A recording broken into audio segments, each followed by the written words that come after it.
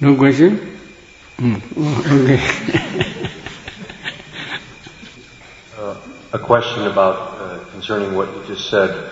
I'm a little unclear about the production of kalapas.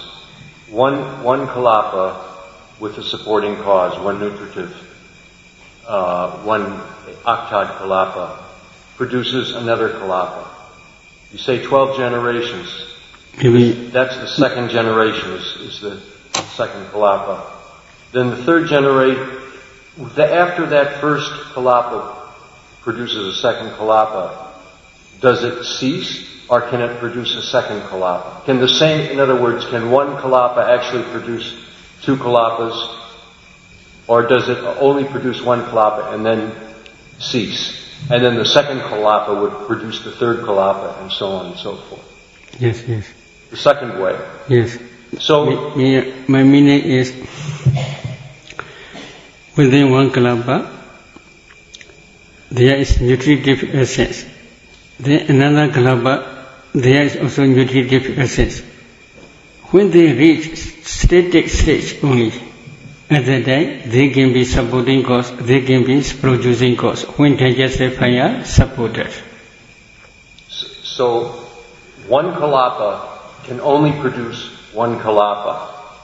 Yes. And then after that it ceases. Maybe successively generation to generation. Right. The second generation can produce a third generation. So as soon as they produce, they quickly cease. We cannot make like that because they have 70 moment lifespan. Their lifetime is 70 moment. So when they reach 70 moment stage, at that time they will perish away. But here, for example, number 1 moment, they rise together here. When they reach number 2, then they are static stage. At that time they may supporting cause also as maybe they may be producing cause. They may produce or they may support. But their lifespan is not yet finished. So they may continue up to 70 moment. At that time they will perish away. One more question which had to do with a previous question I asked several days ago about movement. And it seems I may have asked the question wrongly, or phrased it wrongly, and so that's why I'm asking again. Kalapas actually, from what I understand now, kalapas don't move. Is that correct? So where does the actual movement take place? Maybe movement is not the right word, but how do we see movement then if kalapas don't move? They are very, very quickly arising and passing away. So, for example, if you want to move, that consciousness, the desire to move consciousness, that consciousness can produce many mind produce kalapas. Chirija rupa. In that chirija rupa kalapas, in each kalapa there is one element. That one element produce bodily intimation. That bodily intimation is like a pedal in a boat. Pedal. So in a boat, then you must go this side, that side, then giving like the order. So that because of this bodily intimation, new kalapas cannot rise in the same place. They rise in the different place, successfully.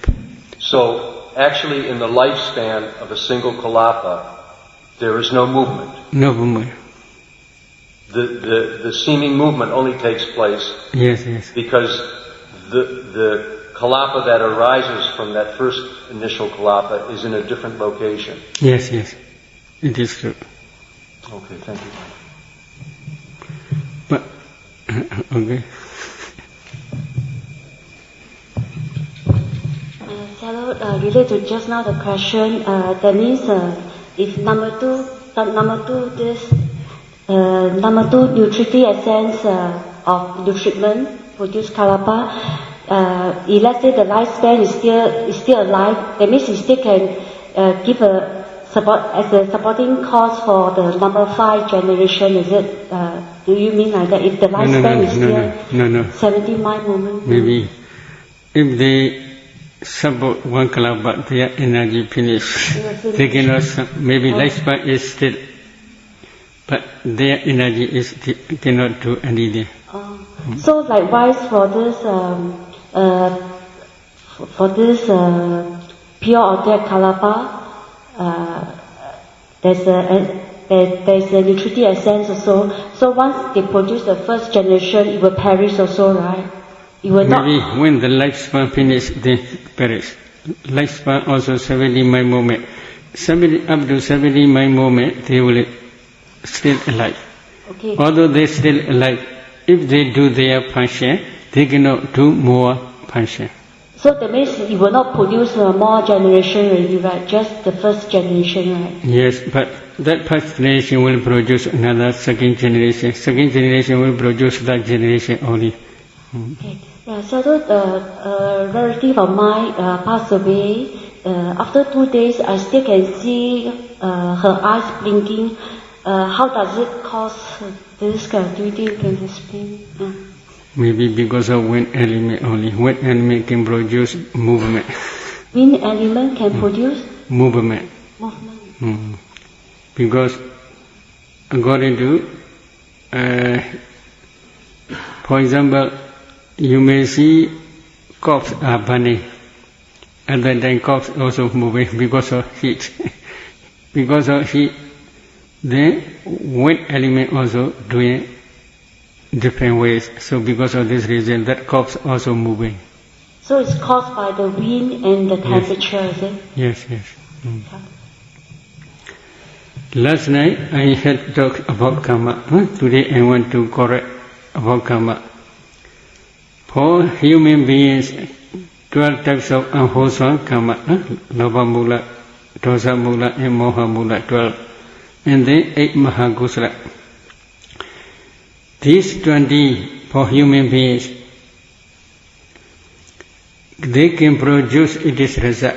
But last night I told one, among these 25 means for rupa material, pinchogara, 5 aggregate world. 5 material jhanas plus 20 sensual karmas, altogether 25. Among these 25, one can produce its result in this way. Last night I told. This is only for Parisandhi only. Parisandhi, Bhuanga, and Chudi. Parisandhi 5 aggregate, Bhuanga 5 aggregate, and Chudi 5 aggregate. Along the life, some wholesome karmas or some unwholesome karmas also can produce its result. Along the life is called, throughout the life is called, according to Bali, this is Pavodi. Between Parisandhi and Chudi, this is called Pavodi. Throughout the life. Throughout the life, some wholesome karmas, other wholesome karmas, which cannot produce Parisandhi. And other unwholesome karmas also can produce its result. For example, our Buddha, back pain. This is because of previous unwholesome karma only. His wholesome karma which produced his Parisandhi is Metta wholesome karma. He had accumulated many wholesome paramis.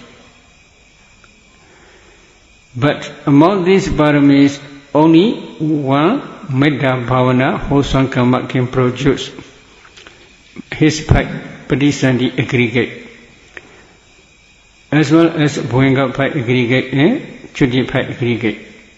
But that karma occasionally also can produce other resultant consciousness such as eye consciousness, ear consciousness, etc. But sometimes, like back pain of our Buddha, other unwholesome karmas also can produce that body consciousness, etc. Or in the same way, eye consciousness, etc. One predominant example is throughout our life, we may see different objects, good or bad, desirable or undesirable. If we see the desirable objects, this is because of previous wholesome karma. If we see undesirable objects, this is because of previous wholesome karma. So, wholesome karma also can produce to meet with different desirable objects. Unwholesome karma also can produce to meet with undesirable objects.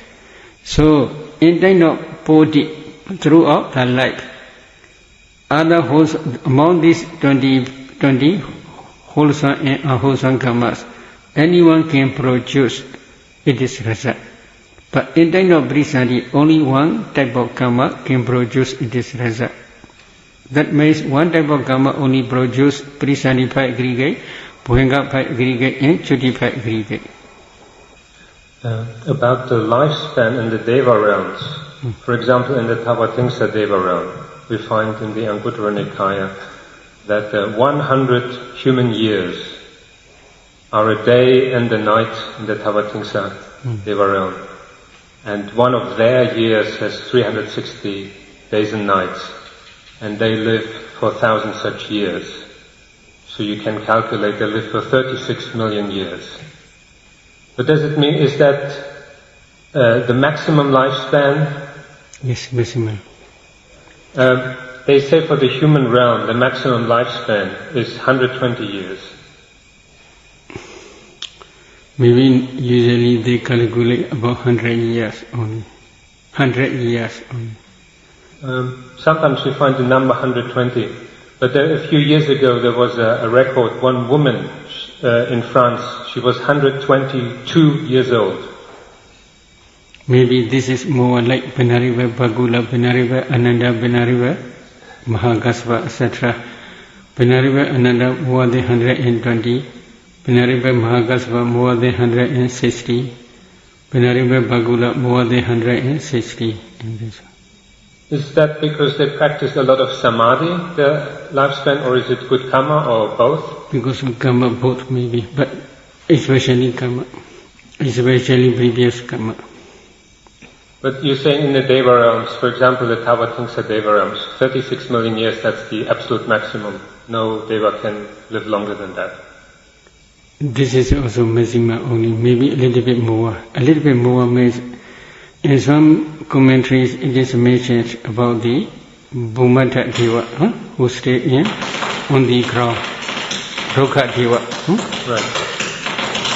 Their lifespan is higher than Taurisa Devas, longer than Taurisa Devas. Sometimes, occasionally this is. Because of this reason, many Burmese Mahatheras, they want to see Medaya Buddha, so they wish to become Rokha Deva.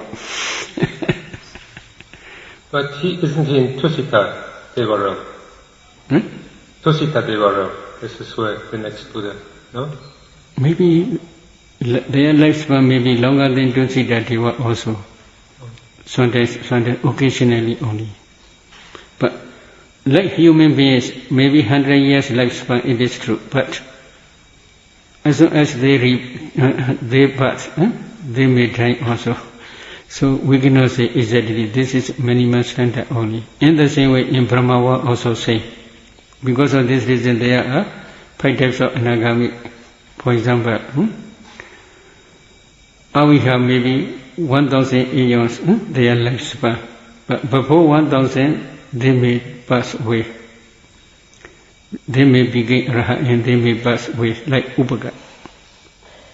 Upaga, he began Nagami as a bhikkhu. Then he passed away. Then he was reborn in Aviha plane. As soon as he was playing there, he meditated quickly, and then he became Raha, and then he took Pranivana very quickly.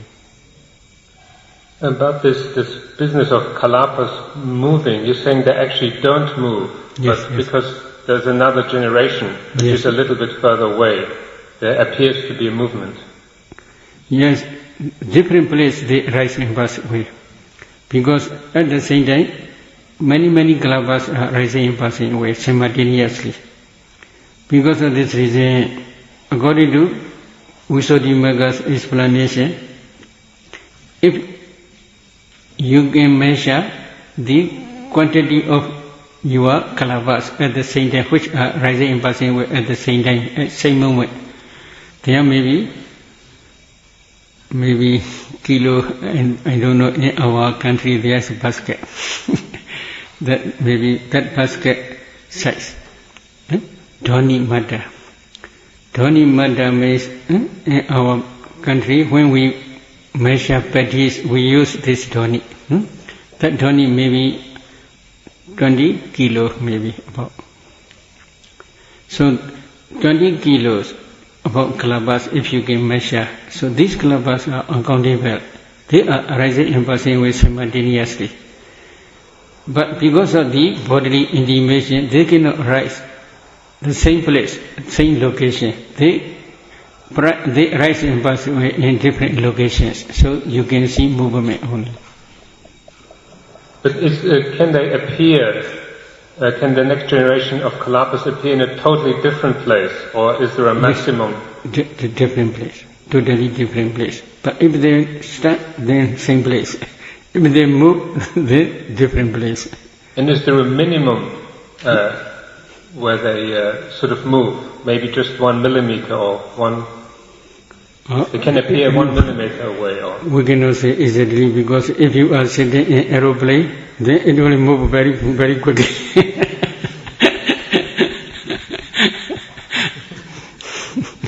But in any case, you are saying the movement or the apparent movement of kalabas is not continuous. Continuous. But if they appear in a different place. Yes, different place they are continuously rising and passing away. But different place means if you do not go, if you are only sitting, then they cannot move only. My meaning is like that. But if you were really able to zoom in on kalabas, you could actually see they're kind of like... cannot move. Right. They're, for example, like a display of many light bulbs. And some light bulbs are lit and others are dark. And so they can form a figure if some light bulbs are lit. And then other light bulbs light. So it may appear that there is a figure is moving over the screen, but there's nothing actually moving. Yes.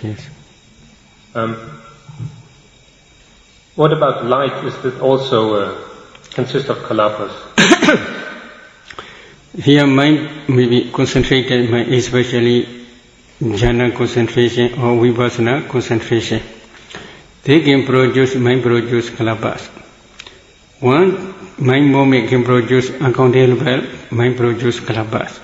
So within one finger snap, many millions of mind moments are rising and passing away. Every mind moment can produce uncountable kalabas. So simultaneously they are rising and passing away, many. If they analyze these kalabas, in each kalaba there is color, that color is bright because of concentrated mind's power. The concentrated mind is associated with wisdom faculty. That wisdom faculty is become powerful one. So, in the same way, in each mind produce kalaba, there is fire element. That fire element also can produce new kalabas, new generations. If the quantity of mind produced kalabas are many, then one fire element of each kalaba can produce 5 times, more than 5 times, many generations.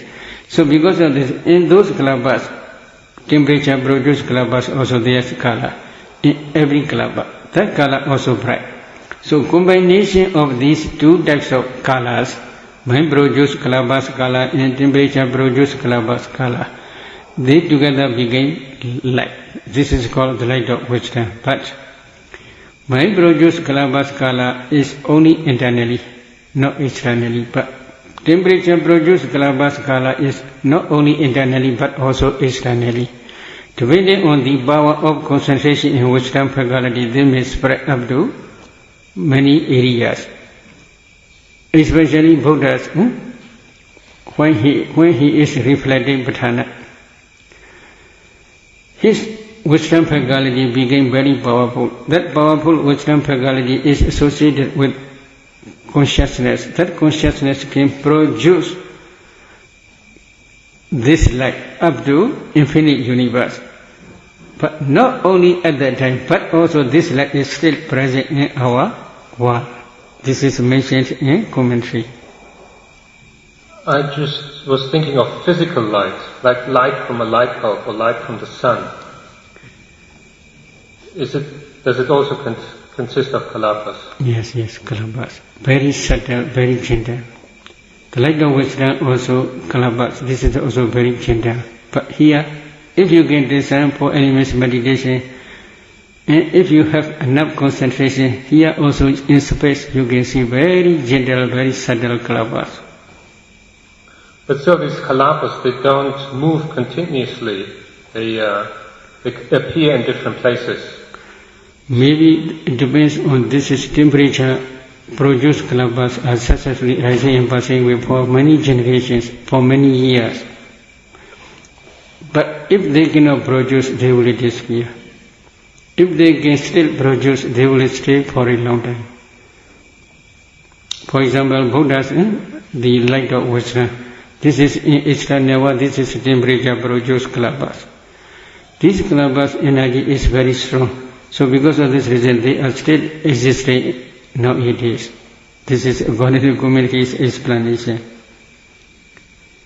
But it appears for one who is meditating systematically, but for others it is not easy to see this light. But for Buddhas, occasionally, the light of wisdom, others also can see. For example, when he is showing miracle power, at that time, because of Buddha's the light of wisdom, devas also can see human beings. Human beings also can see devas, Brahmas, at that time, because of the power of the light of wisdom only. But sometimes they cannot see. For 1 second, you're saying there are many millions of generations. You call them Chittakana, yes, mind moments, for example. Yes. But even if we assume that in 1 second there are 1 billion, that is 1,000 million. Maybe this is not exactly, this is, commentary explains this. This shows only many, to understand many, very, very quickly rising and passing away, to understand only. Not exactly calculated. In Pali they have very large numbers. For example, 40... Kodisata Sahasa Sankha. Kodisata Sahasa Sankha Upajayadwa Nirodjanti. This is also mentioned in Pinapilibama Sutta commentary. But this explanation they also already explained. Not exact number. They are showing many generations are rising, to understand many generations are rising and passing away only. For easy understanding, they show this number only. Not exact number. they cannot calculate. Only Venerable Sariputta can calculate how many raindrops are coming. They in science they make very precise measurement. For example, the speed of light, it moves very fast. Maybe this no measurement, but quickly this mentioned only. The speed of light is 300,000 kilometers per second. So even if you assume there are 10,000 kotis, that would be 10 billion. Maybe this is calculation, maybe scientist calculation. In our Buddha's calculation, they do not mention like that. Very quickly only they mention. Is there time for another question or? Okay. About this vipassana exercise, if you're seeing kalapas, you are supposed to be in upachara samadhi, is that right? They are two. I will explain first. Some meditators, they may practice 4 elements meditation only.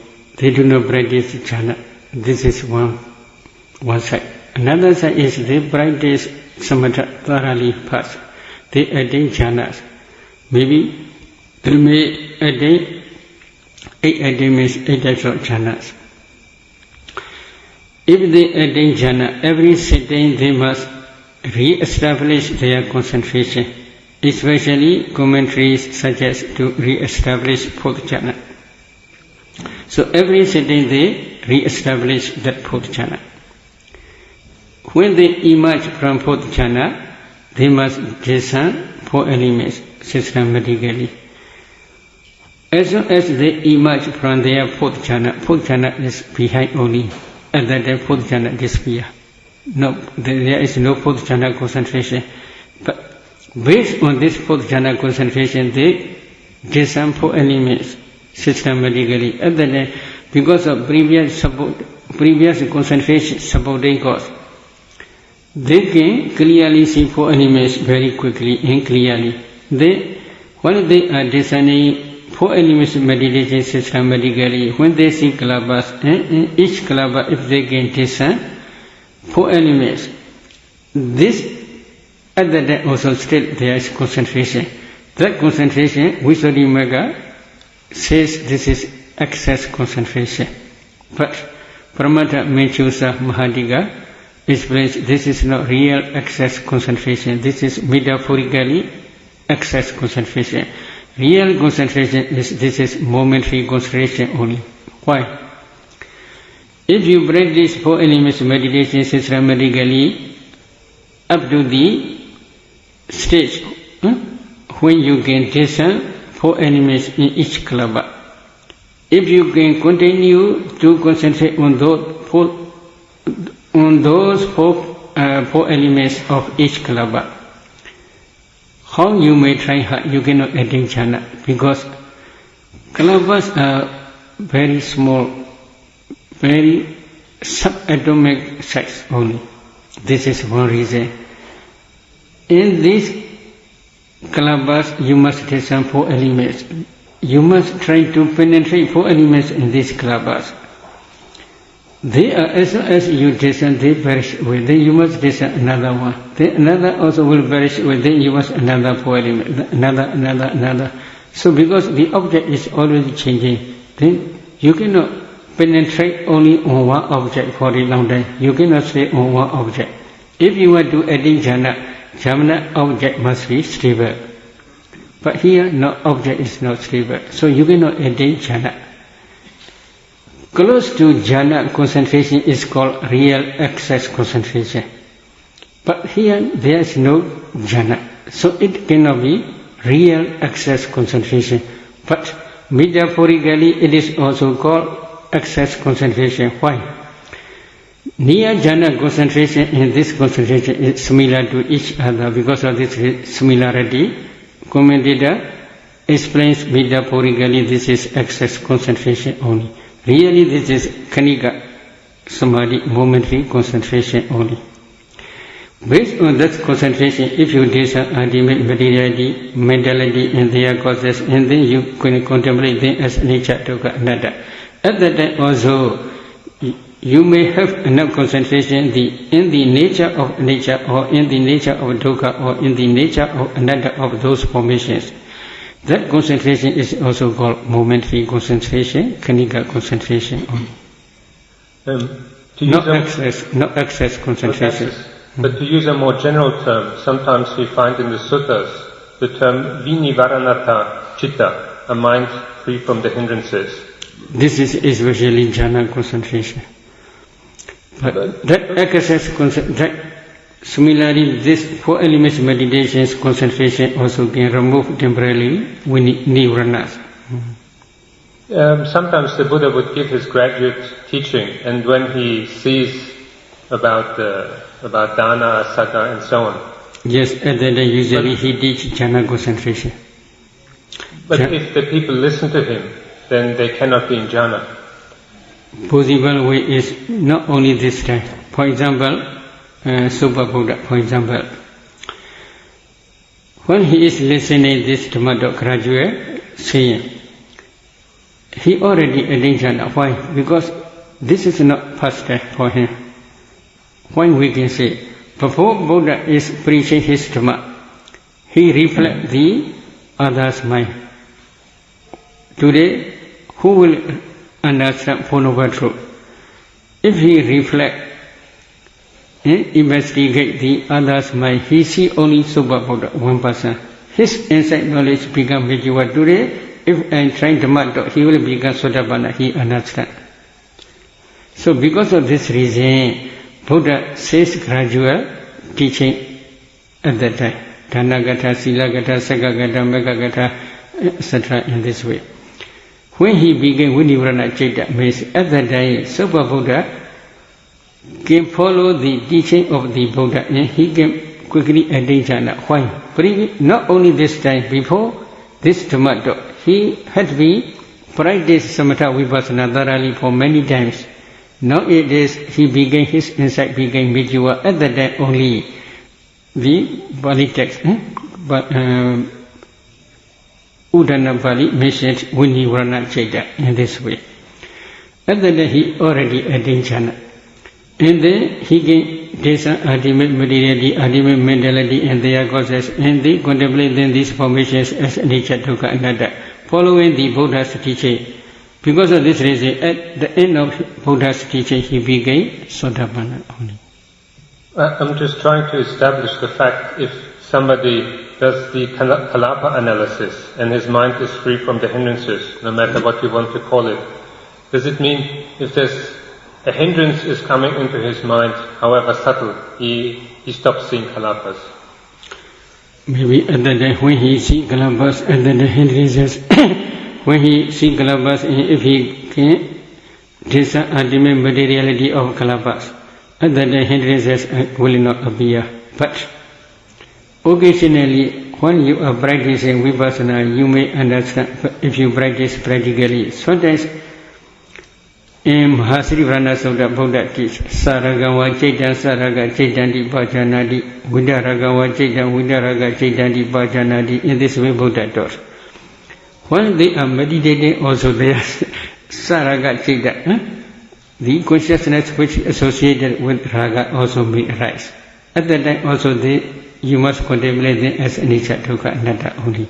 So occasionally when you are practicing vipassana, these nirvanas may be visiting to your mind. At that time also you must contemplate them as anicca, dukkha, anatta only. In the same way, when you are meditating vipassana, dosa may also arise, moha may also arise. Because of this reason, Buddha taught in Mahasrivrana Sutta, Sa dosa va jaitan, sa dosa jaitanti bhajanati, sa moha va jaitan, sa moha jaitanti bhajanati. In this way, Buddha also teach. At that time, when you are practicing vipassana practically, at that time also, raga, dosa, moha may arise. So because of this reason, Buddha also taught this Mahasrivrana Sutta. Yes, yesterday we had the example of somebody, you take for example a sensual object, simple example, a piece of cake, somebody is attached to this cake, and when he sees it as kalapas, then his desire may disappear, or it may not. It depends on his own intention.